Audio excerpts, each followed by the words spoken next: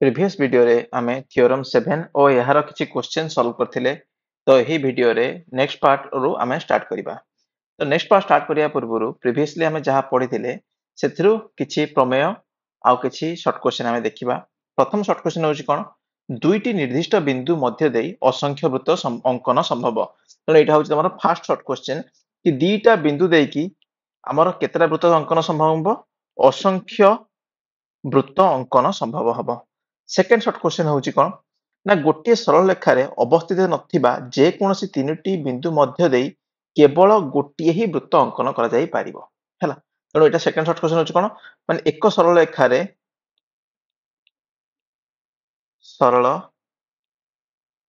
रेखा रे अवस्थित नथिबा तीनी गोटी बिंदु मध्य देई केवल गोटिए वृत्त अंकन संभव। तो वर्तमान आमे आ गोटे जिंस पढिबा को जिबा जे त्रिभुजर परिवृत्त आउ परिकेंद्र विषय रे पढिबा को जिबा। तो त्रिभुजर परिवृत्त कहा कुआ जाय त्रिभुजर शीर्ष बिंदु त्रय देई अंकित वृत्त को उक्त त्रिभुजर परिवृत्त कुआ जाय। ता अर्थ कोन होछि बोली कि गोटे वृत्त अछि वर्तमान वृत्तर मध्य रे गोटे कोन अछि त्रिभुज अछि ना दे दबा ए बी सी। जदि त्रिभुजर तीनटा शीर्ष की अछि गोटे ए गोटे बी आ गोटे सी अछि एई तीनटा बिंदु मध्य देई कि जो वृत्तटा अंकन होइथिबो ताकू कोन कुआ जाय त्रिभुजर परिवृत्त कुआ जाय। आउ एई जो केंद्रटा कोन कुआ जाय त्रिभुजर परिकेंद्र कुआ जाय। कोन कुआ जाय त्रिभुजर परिकेंद्र कुआ जाय। तो परिवृत्त कोटा एई जो टोटल वृत्तटा अछि आको कोन कुआ जाय परिवृत्त कुआ जिवो आ केंद्र कोन कुआ जिवो परिकेंद्र कुआ जिवो। सेमिति वृत्तांत लिखित चतुर्भुज कहा कुआ जिवो जो चतुर्भुजटी बा बहुभुजटी शीर्ष बिंदु गुड़िक गोटे वृत्तर उपरिस्थ हेबे सेई चतुर्भुज बा बहुभुज कोन कुआ जिवो वृत्तांत लिखित चतुर्भुज बा वृत्तांत लिखित बहुभुज। ता अर्थ कोन जेमति वर्तमान आमे गोटे वृत्त अंकन कले वर्तमान करसाला परे आ मध्य गोटे कोन करे चतुर्भुज अंकन कले ए चतुर्भुजर चारटा जो शीर्ष बिंदु अछि ए बी सी डी ये वृत्त ऊपर अछि ना नै ताको कोन कुआ जाय वृत्तांत लिखित चतुर्भुज कुआ जिवो। सेमिति केवल चतुर्भुज नुह अन्य अन्य ज्यामितिक चित्र मध्य कोन हेई परिबो ना ए वृत्त मध्य रहि परिबो। जेमिति हम वर्तमान आंकिबा गोटे कोन गोटे षडभुज आंकिबा ए षडभुजर 6 टांक बिंदु जे रहला शीर्ष बिंदु A B C D E F A 6 टांक शीर्ष बिंदु वृत्त ऊपर रहिछि तेणु आको कोन कुआ जाय वृत्तांत लिखित षडभुज। जेहेतु एथिरे अधिक बाहु अछि आक मध्ये कोन कुआ जाय बहुभुज कुआ जाय। सेमति आ गोटे शॉर्ट क्वेश्चन अछि वेरी इंपोर्टेंट शॉर्ट क्वेश्चन कोन ना दुईटी वृत्त परस्पर को अति बेसी रे केतरा बिंदु छेद करिवे दीटा बिंदु रे छेद करिवे हा दुईटी वृत्त परस्पर को अधिक अधिक दुईटी बिंदु रो ही छेद करिवे ताठो अधिक छेद करिवे नाही। जेमति कोन कहया गले एटा गोटे वृत्त हला एटा गोटे वृत्त हला एठी ना हला ए बी तेणु दुईटा बिंदु रे कोन कला परस्पर को छेद कला। तो वर्तमान आमे ए शॉर्ट क्वेश्चन हमर सरला परे वर्तमान आमे आरंभ करिया कोन हमर उपपाद्य 8 बा थ्योरम 8। तो स्टार्ट करबा थ्योरम 8 कोन कोइछि जेमति थ्योरम आ प्रीवियस क्लास रे बतौथली तुमको केमति लिखा जाय सेही वाला टाइप रो आमे लिखिया वर्तमान गोटिए वृत्तर समान दैर्घ्य विशिष्ट ज्या माने केंद्र ठारू सम दूरवर्ती ता माने कोन देइछि फास्ट आगे गोटे वृत्त देइछि। तो चलो गोटे वृत्त आरंभ करिवा हमर गोटे वृत्त हला ए वृत्तर समान दैर्घ्य विशिष्ट ज्या दीटा ज्या नै गले मार्कर ना हे गला एटा कोन ए बी सी डी ज्या हे गला केंद्र बिंदु अछि ओ समान दैर्घ्य विशिष्ट ज्या माने केंद्र ठारू समदूरवर्ती ता माने आम पाखरे कोन अछि एस गोटे वृत्त अछि जोठी दीटा ज्यार दैर्घ्य समान अर्थात एठी कोन अछि हमर दत्त रे A B equal to C D रहिछि कोन दत्त रहिछि ओ होछि वृत्तर केंद्र आउ वर्तमान कोन अछि ना समान दैर्घ्य हमर दीटा लंब अछि गोटे हला ओ ई गोटे लंब आ गोटे हला ओ एफ ए दीटा लंब कहा पाखा प्रति लंब अछि ना ओ ई हमर लंब अछि ए बी प्रति आउ ओ एफ लंब अछि सी डी प्रति तेणु लंब रहले वर्तमान हम प्रमाण करिया को पड़िबो ନା OE ଯେତିକି ଦୈର୍ଘ୍ୟ OF ସେତିକି ଦୈର୍ଘ୍ୟ। ତେଣୁ ଆମେ କଣ କରିବା ବର୍ତ୍ତମାନ BO ଆଉ DO କୁ କଣ କରିବା ଯୋଗ କରିବା ବା ଅଙ୍କନ କରିବା। ତ ଅଙ୍କନ କରିସାରିଲା ବର୍ତ୍ତମାନ ଆମେ ଦେଖିବା ଆମ ପାଖରେ ଦିଟା ତ୍ରିଭୁଜ ହେଇଯାଉଛି ନା ନାଇଁ। କୋଉ ଦିଟା ତ୍ରିଭୁଜ ହଉଛି ନା ଆମର ତ୍ରିଭୁଜ ହଉଛି BEO। ତ୍ରିଭୁଜ ହଉଛି କଣ ଆମର ଏଠି ପ୍ରମାଣ କରିବାକୁ ଯିବା ତାହେଲେ ତ୍ରିଭୁଜ କଣ BEO ଗୋଟେ ଆଉ ଗୋଟେ ତ୍ରିଭୁଜ ହଉଛି କଣ ନା ତ୍ରିଭୁଜ DFO। ଏଇ ଦିଟା ତ୍ରିଭୁଜ ମଧ୍ୟରେ ବର୍ତ୍ତମାନ ଦେଖିବାକୁ ଗଲେ ଆମର ଯେହେତୁ AB ଟା କାହା ସହିତ ସମାନ ଅଛି CD ସହ ସମାନ ଅଛି ନା ନାହିଁ। ତେଣୁ ଯେତେବେଳେ OE ଟା ଆମର ଲମ୍ବ ଅଛି କାହା ପ୍ରତି AB ପ୍ରତି ଅଛି ତାମାନେ ଆମେ ଜାଣିଛନ୍ତି ଗୋଟିଏ ବୃତ୍ତରେ ବ୍ୟାସ ଭିନ୍ନ ଏକ ଜ୍ୟା ପ୍ରତି ଅଙ୍କିତ ଲମ୍ବ ଏହି ଜ୍ୟାକୁ ସମଦ୍ୱିଖଣ୍ଡ କରେ। ଅର୍ଥାତ୍ ଏଠି OE AB ପ୍ରତି ଲମ୍ବ ହବା ଦ୍ୱାରା ଆମର ଯୋଉ ସମଦ୍ୱିଖଣ୍ଡ ବାହାରିବ BE ଆଉ AE ୟାର ଦୈର୍ଘ୍ୟ କଣ ହବ ସମାନ ହବ। ୟା ଦୈର୍ଘ୍ୟ କଣ ହବ ସମାନ ହବ। ସେମିତି CD କୁ ଲମ୍ବ କିଏ ଅଛି OF ଅଛି ନା ନାହିଁ। ତେଣୁ ଇଏ ମଧ୍ୟ କଣ ହବ ସମାନ ହବ। ତେଣୁ ଏଠୁ ଆମେ କଣ ପାଇପାରିବା ଯେହେତୁ ଆମର OF ଲମ୍ବ କାହା ପ୍ରତି ଅଛି CD ପ୍ରତି ଅଛି ତେଣୁ ଆମର CF ଯେତିକି ହବ DF ମଧ୍ୟ ସେତିକି ହବ। ଯେହେତୁ AB ଇକ୍ୱାଲ ଟୁ CD ଅଛି ତେଣୁ ଆମେ କହିପାରିବା ୟାର ଅଧାଟା ୟାର ଅଧା ସହିତ ସମାନ ହବ ନା ନାହିଁ। ତେଣୁ ଆମେ ଏଠି ଲେଖିପାରିବା କି BE ଟା କାହା ସହିତ ସମାନ ହବ DF ସହ ସମାନ ହବ। ଏଟା ଆମେ ପ୍ରମାଣ ପାଇଗଲେ।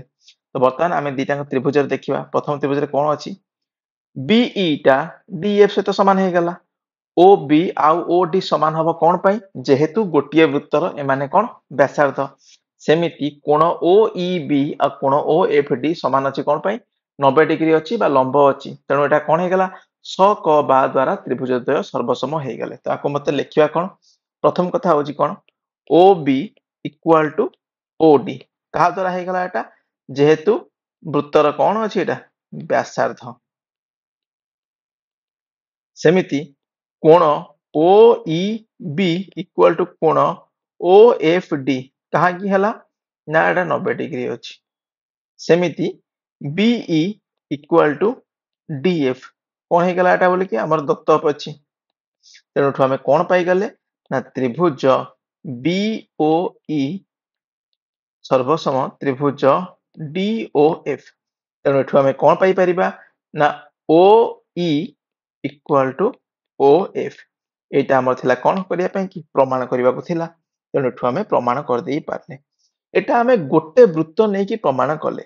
ଆମେ ଯେ ମଧ୍ୟ କଣ କରିପାରିବା ଦିଟା ବୃତ୍ତକୁ ନେଇକି ମଧ୍ୟ ପ୍ରମାଣ କରିଦେଇ ପାରିବା। ତ ଚାଲ ଆଉ ଆରମ୍ଭ କରିବା ଦିଟା ବୃତ୍ତକୁ ନେଇକି ପ୍ରମାଣ କରିବା ସେଇ ଥିଓରମଟାକୁ ପ୍ରମାଣ କରିବା। ଏଠାରେ କଣ ହବ ନା ଆମର ଏଠି କଣ ସାମାନ୍ୟ କଥନଟା କଣ ହବ ନା ଦୁଇଟି ସର୍ବସମ ବୃତ୍ତର ସମାନ ଦୈର୍ଘ୍ୟ ବିଶିଷ୍ଟ ଜ୍ୟା ମାନେ ନିଜ ନିଜ କେନ୍ଦ୍ର ଠାରୁ ସମ ଦୂରବର୍ତ୍ତୀ। ତା ମାନେ ଆମ ପାଖରେ କେତେଟା ବୃତ୍ତ ରହିବା ଦରକାର ଦୁଇଟା ବୃତ୍ତ ରହିବା ଦରକାର। এটা এক নম্বর বৃত্ত হয়ে গেল এটা 2 নম্বর বৃত্ত হয়ে গেল। তো বর্তমান প্রথম বৃত্তর না দেবা আমি S1 দ্বিতীয় বৃত্তর না দেবা S2 কেন্দ্র এটি কোন আছে O1 আছে এটি কেন্দ্র আছে কোন O2 আছে। তো বর্তমান আমি দুইটি ব্যাসার্ধ অঙ্কন করিবা গোটে হচ্ছে A B আর গোটে ব্যাসার্ধ হচ্ছে C D। এটি দুইটা অলগা অলগা বৃত্ত আছে কিন্তু AB ର ଦୈର୍ଘ୍ୟ CD ର ଦୈର୍ଘ୍ୟ ସହ କଣ ଅଛି ସମାନ ଅଛି।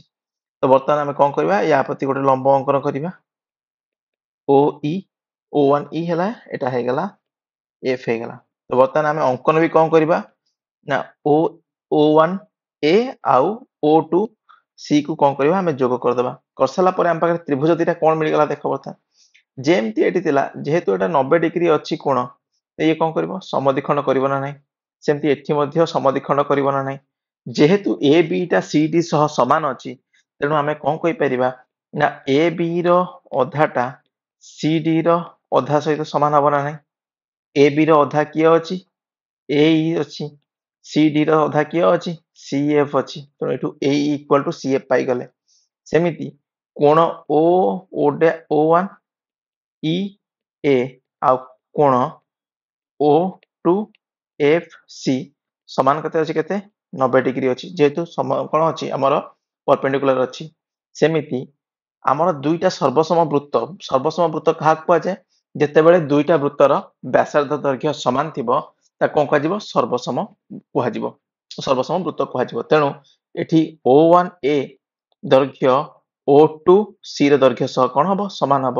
ତେଣୁ ତ୍ରିଭୁଜ AEO1 ଏବଂ ତ୍ରିଭୁଜ CFO2 ମଧ୍ୟରେ O1A equal to O2C ହବ। କାହିଁକି ହବ ନା ଯେହେତୁ ସର୍ବସମ ବୃତ୍ତର ବ୍ୟାସାର୍ଦ୍ଧ ସର୍ବସମ ବୃତ୍ତର ବ୍ୟାସାର୍ଦ୍ଧ। ସେମିତି AE equal to CF କଣ ପାଇଁ ହେଲା ଏଟା ଆମର ଦତ୍ତ ଅଛି। ସେମିତି ଆମର କୋଣ O1EA equal to କୋଣ O2FC କଣ ଅଛି ଏଟା ଆମର 90 ଡିଗ୍ରୀ।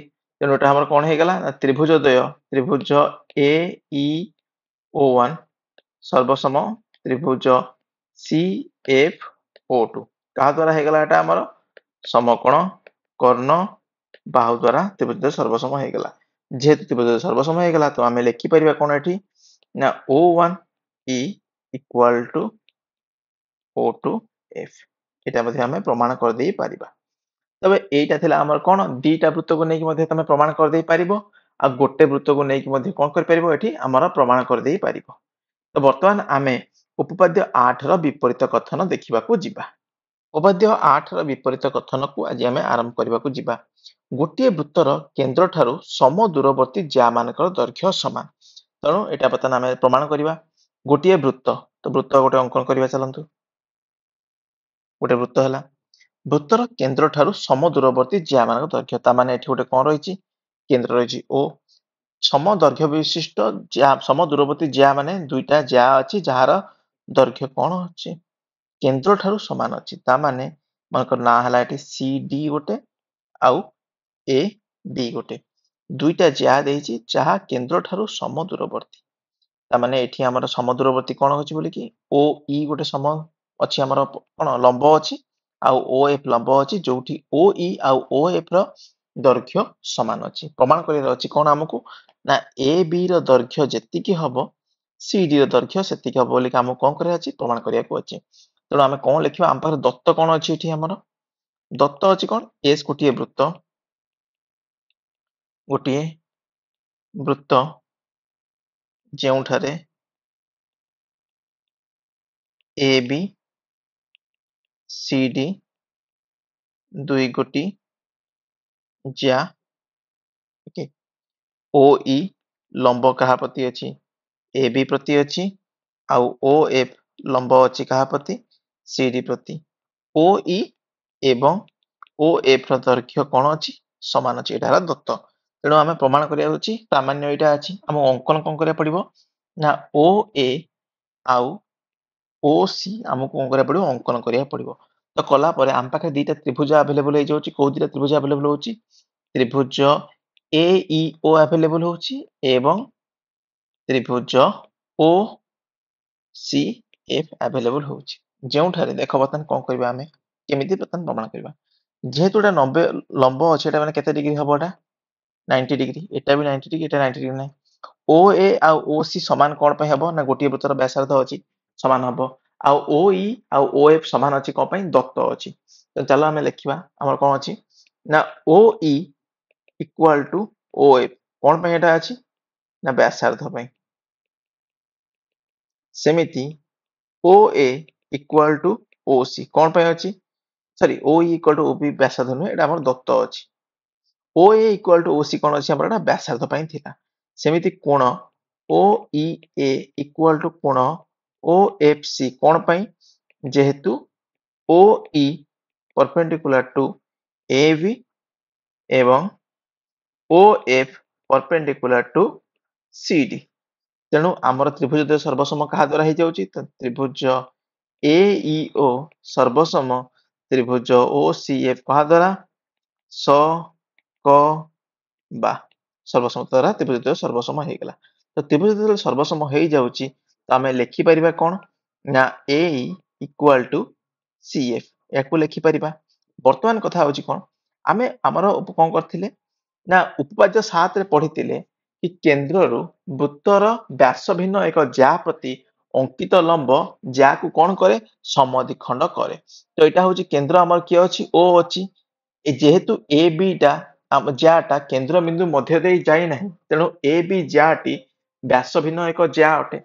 तेणु ज्या प्रति अंकित लंब ओ ई लंब क्या प्रति अच्छी ए बी प्रति अच्छी जोटा को आम दत्तर देखी तेणु एठू आम बतई पारिबा कौन ना ए ई जेतिकी हब आमर ई बी मध्य सेतिकी हब। तो ए ई जेतिकी अच्छी ई बी मध्य सेतिकी अच्छी अच्छी ना नहीं सेमती ताले आमे कौन कहि परिबा ना ए बी होची कौन 2 ऑफ ए लिखि परिबा। तो सही भली आमे लिखि परिबा कौन ना C D equal to 2 of C F मध्ये लिखि परिबा। तेणु जेहेतु ए ई आउ सी एफ समान थिला तेणु आमे लिखि परिबा कौन ना A B equal to C D एटा थिला हमर कौन प्रमाण करबा को थिला।